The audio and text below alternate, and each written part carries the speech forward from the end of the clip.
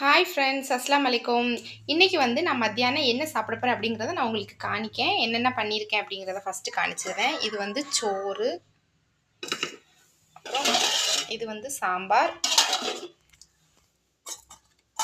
இது மல்லி இலை, புதினா இலை, கறியாப்பிலை போட்டு துவையல், அப்புறம் கொஞ்சம் பேட்டு வத்தல் வறுத்து வச்சுருக்கேன்.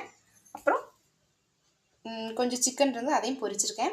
நான் இதை தட்டில் வச்சுட்டு உங்களுக்கு காணிக்கேன். இது சாம்பார், கொஞ்சம் சாம்பார் இதில் ஊற்றிக்கிடுவேன் சோறில்.